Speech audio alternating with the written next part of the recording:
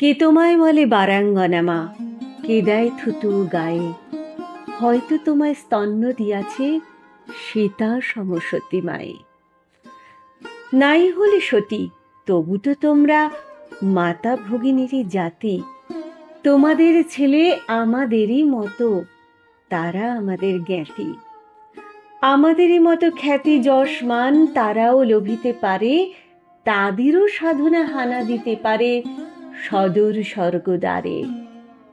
স্বর্গবেশ্যা ঘৃতাচি পুত্র হল মহাবীর দ্রোণ, কুমারীর ছেলে বিশ্বপূজ্য কৃষ্ণ দ্বৈপায়ন।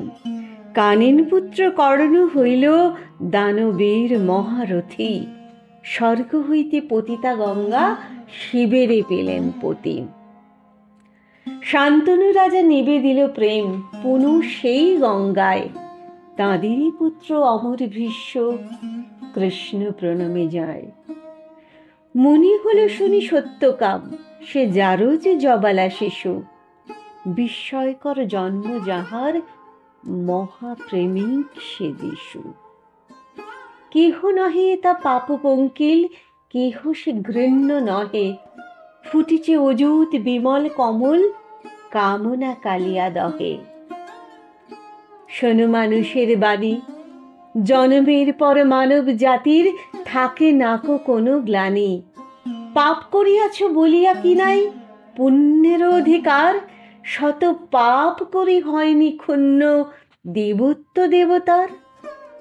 অহল্যা যদি মুক্তি লভে মা, মেরি হতে পারে দেবী, তোমরাও কেন হবে না পূজ্যা বিমল সত্য সেবী।